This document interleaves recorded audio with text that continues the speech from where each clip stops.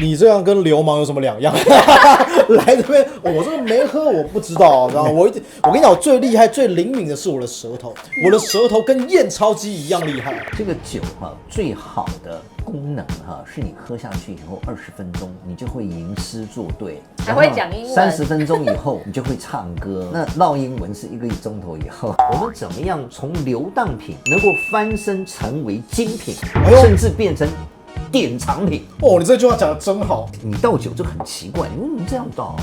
怎么了？你是为社长省酒呢，还是看不起秦老板？不是，这个叫做闻香杯，倒到杯肚闻酒的时候是最香的。你们道行浅，你们闻香就好，我们要的是药效，好吗？站长，我们在这边干嘛？你每天开我的酒，开到我都没有钱了，我当然是要拿酒来典当啊。幸好我跟秦老板认识，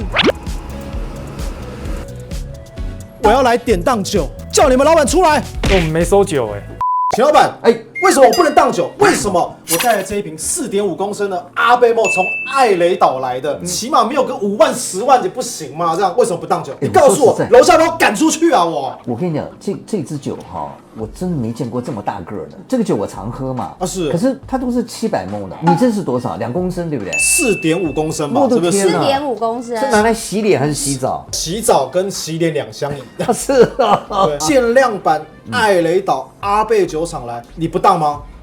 我可以跟你讲一下是，其实很多人来当酒啊，真的。我以前当过，我以前我有一个客户，他是那个代理商，但是那一年呢景气很差，所以他进了那个440货柜啊，就是卖不完，卖不完，因为马上要付货款了，所以他把那个440货柜拉到我这边来，总共大概有2000多瓶吧，很多那我一次付给他，然后他就用小发财车，好像赎了10几次吧，才把它赎完。但是以后就没有再收了。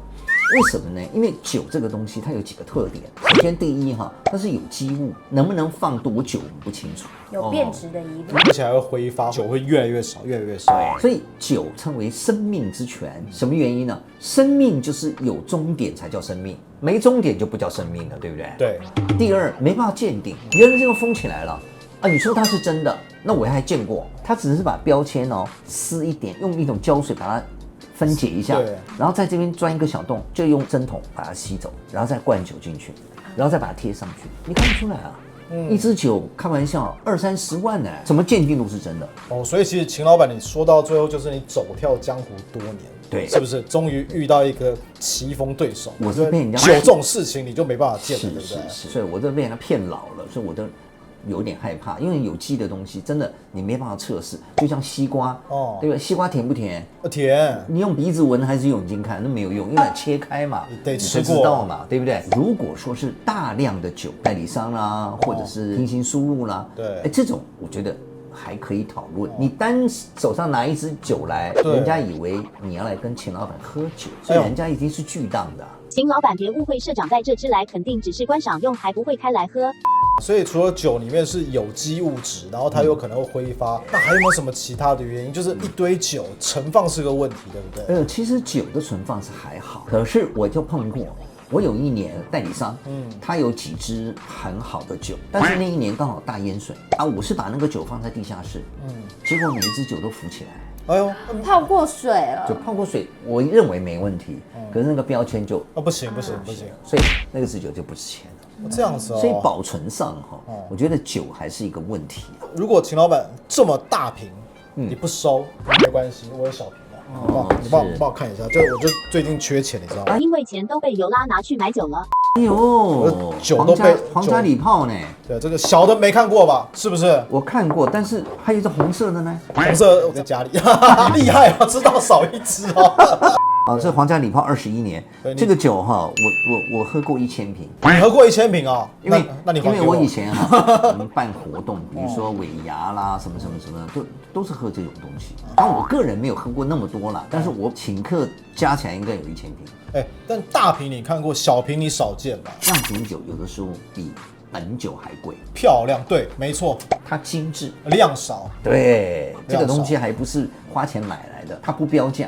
对，所以你真的说我要买，抱歉，没门。买大瓶说送小瓶，不一定，也不一定要良辰吉日才有送，对不对？没错，所以这个反而比大瓶酒还贵。它一瓶大瓶大概2-3千块，小样酒差不多过5000块，所以这样子就有1万块啊。这样1万块，对啊。你喝过这种皇家礼炮吗？我没有喝过小的，我想试试看。不要开玩笑，我有大瓶的，好不好？有拉真会挑场合与时鸡蛋，社长很清醒好吗？我们要求你喝这个，这个也尽量不要，好不好？其实这就是我们办公室的压箱宝啊。这个阿贝的酒，它因为它是有泥煤味的，对，这是秦老板最爱的啊，知道了。知道了还不表示一下，但社长已经开始害怕了。高手等级，你懂吗？虽然对啊，你讲这么珍贵，再给你最后一次机会，你收不收？不是，我不收，我喝而已。不是这个，你想说他不收，他一直要喝的，那我一直把这个酒就推到这边来，就没有要给他的意思，你知道吗？不要再说了，好不好？既然秦老板不喝酒，那我请喝酒可以吧？好不好？好不好？来啊！这个秦老板，今天既然来这个叨扰你，既然你也不收酒，那我只好把我的压箱宝拿出来请你喝。这个算你的压箱宝，你那个脸色面有难色了。我在5-6年前就喝这个酒了。这个它是成年45年才装瓶，是台湾现在目前史上最老装瓶的高粱酒。你喝过？我不但喝过，我还整瓶把它喝完。你整瓶喝完？看社长眼睛视线应该在想这支酒带不回去了。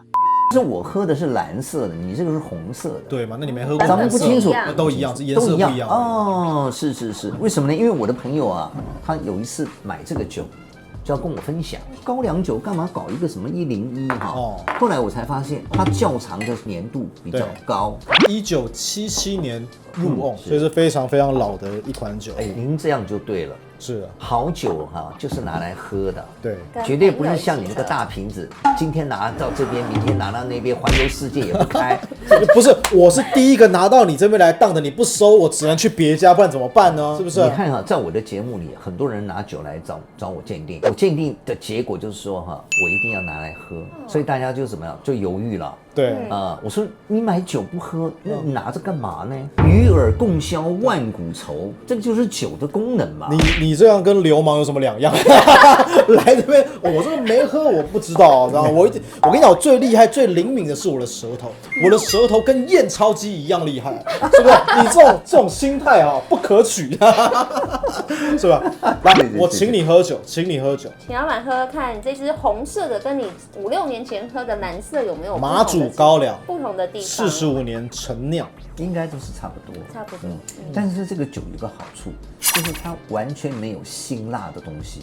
对，就是窖藏一定是超过15年以上，这个酒非常好。它的那个香气是奔放的，然后呢，在口感里面是非常扎实，而且醇厚，然后没有刺激感，然后它余韵就一直在散发出来，这就是老酒的特征。对，而且是你要喝过才知道有时候老酒你在闻香的时候是闻不出来，因为它老酒可能会很沉闷，它必须要接触空气，然后才开始让它奔放出来，真正的口感在它嘴巴里面，厉害。这个酒最好的功能是你喝下去以后20分钟，你就会吟诗作对，还会讲英文。30分钟以后，你就会唱歌。那唠英文是1个钟头以后。对。毕竟我们接下来分享老酒，秦老板我慕名而来。您除了会这个鉴古董、鉴表，然后鉴包包以外，对不对？但听说您最厉害的是您的火眼金睛啊，你可以直接识人，所以识人必须要有工具。看人也要有工具是吧？当然，你要识物，对不对？我们是不是要拿放大镜？你连那个皮尺都要拿出来量识人，真的？尺倒不用，这厉害。我们台湾人以前金家赛，一定先俩来拎两杯啊，3杯下肚，实话就从实了啊，这罐对吧？来菜罐将这罐拎了然后就知道这个人的个性，酒品如何，酒品哪好。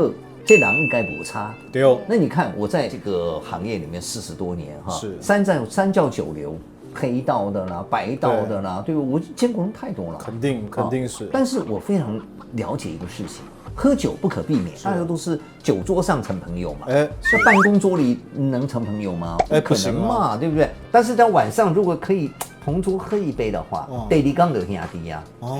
你若去办公室就无同啊啦。是。请坐，这代志好办啦。我教你，伊个教你教。你看。不同了吧？秦老板真的讲得很有道理。镜头在哪里？我一定要跟我镜头前面的观众朋友讲一下，真的。酒过3巡才来当朋友，所以以后不要再阻止我们去酒店。这不是我说的，是秦老板说的。社长既然酒带不回去，势必的挖个坑做个效果才值。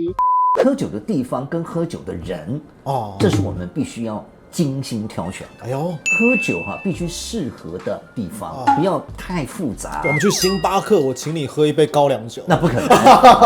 我的意思是说，那个地方不要有是非，不要喝着喝着酒瓶子丢过来，那就不好了。对不对？第二，人要对，比如大家喝完了尽欢，对不对？第一，很和气的尽欢；第二呢，该散戏的就散戏的尽欢。不会有的人不走，对不对啊？有的人就怎么喝醉了躺在地上，哇，这个都麻烦。所以喝酒酒品就重要。躺在地上呢不会付钱嘛？哎呦，那个过分了，对不对？装醉，所以这都可以测验人性。装醉的人永远叫不醒。是，所以我们喝酒的时候要挑选，不是随便乱喝。酒要好，朋友要好，地点要对，否则就有危险。所以其实看酒品。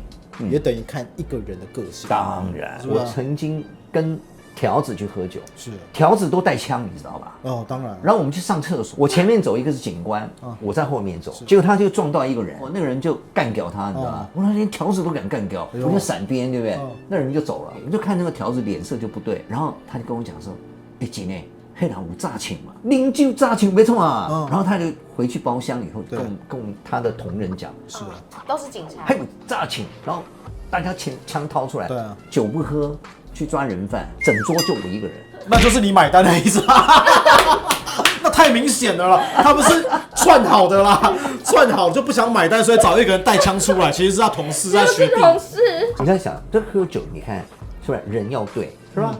酒也要对，那你要看什么酒，喝多长，你要把 tempo 做好，不要喝了一半，事情还没讲，大家都倒了，那就没有意思了，白花钱了，对不对？主人刚开始拿出来的酒杯呢都不一样，比较小杯，等到事情谈好了。胶阿锤给他提出来，靠，一人一杯胶阿锤。其实那个刚刚秦老板讲，进可攻退可守，一开始是小杯，大家在瞧事情，而大家都很清醒的时候瞧事情，等到整个瞧完了以后，对不对？是不是要开始庆祝了？对，那个就是公杯出来。我们讲公杯，但是早期叫胶阿锤，因为早期的胶阿锤公杯是这么大杯的，但是我们现在的公杯都是这么小杯了，因为我们现在最近的那个年轻人酒量不是很好了。社长不要开地图炮啊！年轻人酒量不好，这应该是说我。我觉得这个非常厉害，尤其是尤拉，像你帮我看一下他吧，酒品不是很好。怎么讲出来啊？这个有讲到秦老板一辈子喝酒第一季就是不跟女人喝。哎呦，社长应该不能接受这个观点。敬你也不喝？我不会主动敬女生喝。那他敬你可以吗？那随便啊。我的经验是什么呢？因为女生喝醉了很失态，男生喝醉了反正就是贱命一条，躺地上他没有什么失态的问题，对不对？所以不能跟黄小虎喝酒，因为他已经是灭绝失态。我现在讲说，喝酒要喝得少，要喝得好。喝得少，要喝得好。就是你到一定年龄，比如说50岁、60岁，你喝得越来越少，但是要越来越好。好不是好牌子，不是好价钱，好是好酒。大魔52年好不好？我觉得喝酒可以看透一个朋友，因为我们没有办法给朋友做测试。你说我给你做一个测试，你要说路遥知马力，什么日久见人心，那个都没办法测出来的，除非有重要的事件。对。但是呢，如果你是喝酒的话，大概喝3段你就知道这个人了。喝酒前还清醒的时候，对，喝酒后你就可以分析这个人。喝酒后你知道吗？是最大的分析。有些人喝完酒以后先出卖你。他回家跟他太太讲说：“哎呀，就是今天就是秦葛找我们去，我就不要去，他非叫我去不可。”真的，我跟你讲，我真的常常被人家拿出来讲的。我就是跟李耀社长出去喝酒，我觉得跟李耀社长从今以后，李耀社长就是个黑名单。你讲到我心坎里了。第一个真的找别人去吧？我是帮忙订包厢而已的。因为怎么样？因为我们在外面嘛，常常走跳嘛，对不对？对。所以我们在外面这些事情，全世界都知道。对。所以他拿我们当招牌，合情合理，没有疑虑。对。可是我们怎么样？我们就背黑锅了。是不是？有的时候我们在家里已经睡觉了，对，人家夫人还打电话来，对不对？我太太接了，小心翼翼的说：“不好意思，等一下就把我推起来。”像啊。理事长，请问我们家那死囡不是带你去啉烧酒，当然还没回来，我哪会知啊？我已经回来啊，没有串好供，这种朋友就不能交了，会背叛。当喝酒喝到尾声的时候，你单看这个人自制力如何。有的人哎，追酒，对，来，我把通话，我一跟我就写给哈，就要去。我说拍谁？告家伟记啊哈，开心哈，就是放烟火，放完了休打，不要再放了。另外呢，就是喝了酒打人。第三个会动手的人，唱歌对不对？哎，唱一唱，上去把人家打一顿，把麦克风拿来插上，抢麦克风。那你说这个酒怎么喝？所以我跟你讲，千古以来哈，酒啊是人间仙品，只有神仙才有办法喝，品格高尚，心胸宽广，叫神仙。那个要鬼要喝的话，不得了了，出大事了，这个就要小心。秦老板啊，这一辈子跟酒啊结了不解之缘，所以我喝酒啊，那真的是可以写3本书。第一本书是喝酒的地方，现在转台湾吼，迄零售的乒乒乓乓的所在哈，写一本册。哦，你现在还很熟哈。什么北投大酒家啦、黑美人啦、欧妞啦，什么他都知道这样。第一本册就是讲我甲像人啉，什么地方很差的，什么人，对不对？啊，有的酒品很好的，这本好想看哦。有高尚的，有低阶的，这很像那个小 S 的个秘密手册，哪一个人不能喝酒这样？第三个就是你喝酒中发生过的一些故事。这个我也想看，这个都很有趣。对，比如说我们举个例子哈，陪你喝酒的人，比如说是女生，那人家也是来上班，对不对？人家4点就可以 set up， 5点换礼服出来，人家是有成本的。最怕的就是那种占便宜的人，咸猪手。哎，这个是秦老板绝对不能容忍的事情。这跟酒驾零容忍一样的。为什么？很简单嘛，人 set up 才睡对吧？你被查照，你就要付钱嘛。对啊，对吧？你要怎么样那是你家的事情，但是你不能占人家便宜。秦老板讲的真对，因为真钞换假爱，要么你就掏出钞票来换假爱，对不对？你没掏出钞票来，你摸人家，这种朋友就不可交。对，所以刚刚秦老板讲说他那个3本书，哪个地方喝酒，跟什么人喝酒，对不对？还有一个喝酒事件，喝酒的事件，对不对？刚好。我们来这时间刚刚好，秦老板刚出了一本书，是不是？刚好给你个机会，最新的一本书，最新的书啊，人生流浪品啊，哎呦，人生流浪品。其实我问你一个问题好吧，简单一点，不要说谎。这个图有没有修过？当然是，是，真的很厉害。我觉得你就看起来就30岁嘛。是。这本是你第几本书了？这本第7本书。秦老板写书啊，主要的原因就是希望跟大家沟通一下有关于社会上、心灵上的一些问题哈。社长，你知道什么叫流当品吗？对，什么是流当品？流当品就是说哈，就是人家拿来典当、无力取赎的东西，就是没有钱赎回去的它就是流当品。如果一样东西沦为流当品，只有2个命运，一个它可能是赝品，另外一个它可能是精品，但是呢，主人呢已经弃它而去了。赎不回来了。那在我们人生也是一样啊，人可能是流当品。因为人不可能永远在巅峰期嘛。流当，我想人当流当品很可怜就是没人要那种感觉。秦老板在16岁的时候就是标准流当品，因为什么都没有，两手空空，前途茫茫，连温饱都有问题了，对，是吧？去哪吃饭呢？没办法，就是当学徒啊，所以16岁就是当学徒，对，从这个泥巴堆里这样慢慢爬出来，对。但是我就能够体会到，我们怎么样从流当品能够翻身成为精品，甚至变成典藏品。你这句话讲的真好，变成被人家收藏的宝物的对象，是不是？为了对得起你几瓶酒，我们把它喝一喝，是，再倒一下，好。那个你知道，从喝酒就可以看出几个人来，秦老板这就是其中一个人，这样就是够不要脸，继续喝。那我们继续再倒好不好？不是，你都已经带来了嘛，对不对？这么好的老板的口味吗？你倒酒这个很奇怪，你这样倒啊？怎么了？你是为社长省酒呢，还是看不起秦老板？不是，这个叫做闻香杯，倒到杯肚闻酒的时候是最香的。你们道行浅，你们闻香就好，我们要的是药效，好吗？药效。刚才就讲到如何翻身成为精品。这就是这本书的重点。那这本书呢，告诉你说，我们在不管说是个人管理方面，或是经商啦，或者是说做人处事方面，这里面都有一些武功秘籍。对，这个是我写这本书的原因呐。而我喜欢你写故事的节奏，因为你前面几本书我都看过，29张当票什么，你就是一个故事讲一件事情，一个故事讲一件事情。是的。所以你写书的节奏其实非常容易阅读。这本书既然我们都来到了这个秦老板的这个店，对不对？所以各位观众，我们只要在下面我们的脸书下方留言，你留言秦老板这本书有没有？人生流当品，只要留下人生流当品，我们就抽出10本。好不好？送给我们的读者，可以吗？我用酒感谢你，因为我们而且是借花献佛，是用你的酒，我们也没什么钱，所以只能买10本。不然这样还有一个好不好？10本一定都要秦老板的签名，没问题，好不好？而且秦老板一定会在上面写几句勉励的话，太棒了，好不好？就是给我们名字，我还写上一些勉励的话。对我们的粉丝好好哦。不是，你想想，这就是缘分嘛。是，秦老板要写一个金句，秦老板的第一个座右铭呢是什么呢？人对了，就算事情变糟了，是有救；人不对，就算事情变好了，没救。好实用哦。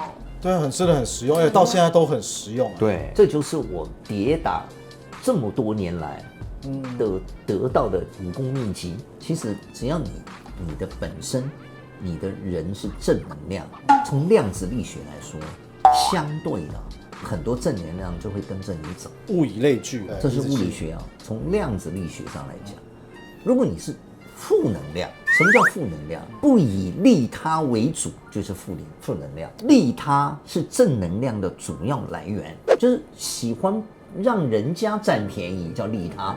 你利他，人家就愿意跟你；你利己叫自私，对，那没人要跟你了。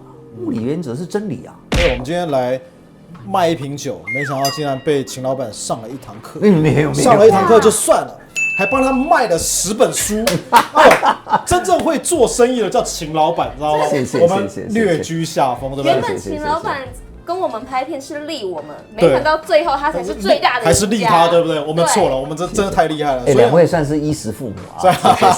谢。对，你看人生不是只有这样一集就把它聊完，它可能要很多集，所以我们下次再带几瓶好酒，再来跟秦老板一起话家常。下次你可以考我，我有什么酒？我不要多，我带3瓶酒来。那酒不是贵不贵的问题，是故事珍藏的问题。Maybe 是一个故事，说这瓶酒有什么故事？而且连个标签都没有，为什么会有这瓶酒啊？那我就告诉你，这瓶酒曾经惊天轰地的发生过一段情。一瓶酒一个故事，对不对？好好玩哦！哇，这个秦老板厉害了，有钱买不到的东西才叫珍贵。我们刚刚讲说邀请秦老板再上第2集叫客套，没想到他自己说，我其实有3瓶酒，我下集要再来，来这头对吧？这样子来这头，走跳江湖多年。刚刚我们那一段对话1分钟内是高手对话，你没发觉？高手对话这样高来高去，玩来是安内。好了，谢谢秦老板上我们节目，感谢秦老板，记得订阅、按赞、开启小铃铛，对不对？然后最后要请秦老板最后一句话，就是你要为我们的频道来请见价，你要见价。好，最后这样，你讲不好我会切掉。来，秦老板请见价。看完这个节目，涨价1万倍。哇！